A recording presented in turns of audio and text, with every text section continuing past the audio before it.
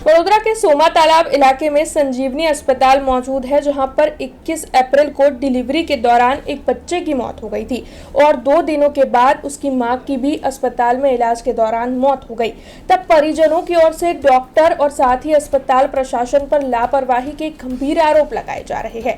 इस मामले में परिजनों की ओर से पहले भी हंगामा मचाते हुए पुलिस को इत्तला दी गई थी, लेकिन परिजनों का ये कहना है कि पुलिस ने अभी तक इस मामले में FIR दर्ज नहीं की है और न ही अस्पताल पर कोई ठोस कार्रवाई की जा रही है, जिसके मद्देनजर आज बड़ी तादाद में परिजन पोस्टमार्टम विभाग पर इकट्ठा हुए थे और डॉक्टर और अस्पताल के खिलाफ उनकी ओर से सूत्रोच्चार किए जा रहे थे।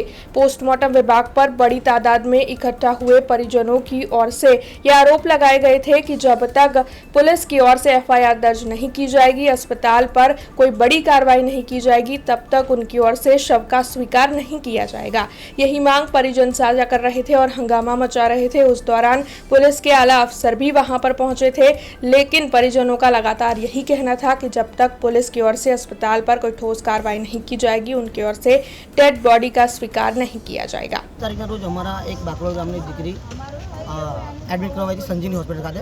ये प्राइवेट होस्पिटल है, एनु सारवार दरमियान क्या चलतुं हतुं पहलेथी ज। तो एमने खबर होवी जोईए कि भाई प्रेग्नन्सी दरमियान है तो शू थाय। अमे कीधुं कि नॉर्मल डिलीवरी करावशुं। अमे एमने जाते कीधुं हतुं कि भाई एवुं ना होय तो सीजर कर दो, पण एमणे कीधुं कि ना करी एमणे बेसाड राख्या। 5 वागे ए लोकोए सीजर कर्युं, बाळकनो जन्म आप्यो। ए पछी अमारुं एवुं मानવું છે કે બાળકનું ડેથ ઓન ધ સ્પોટ થઈ ગઈ તેવું છે, પણ અમને કોઈ એના પિતાને કોઈ બતાવવામાં આવ્યું નથી।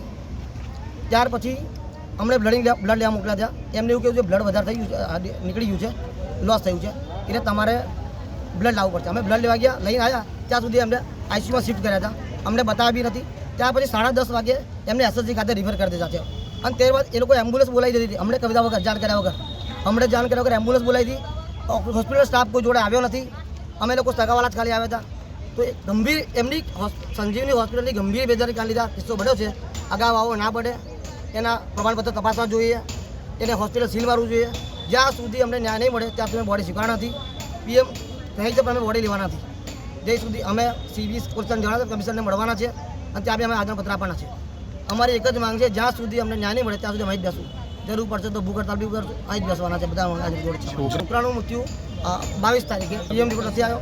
અમને તો જાણ 22 તારીખે કરી હતી અને એ લોકોએ કોઈ પોલીસમાં જાણ નથી કરી કે ભાઈ બાળકનું મૃત્યુ થયું છે। ખરેખર તો એમને પોલીસને જાણ કરવી પડે કે બાળકનું મૃત્યુ થયું છે, એ લોકોએ પોલીસમાં જાણ કરી નથી। हमसे जुड़े रहने के लिए हमारे YouTube चैनल को सब्सक्राइब करें और नई वीडियो की नोटिफिकेशन के लिए बेल आइकॉन को दबाएं।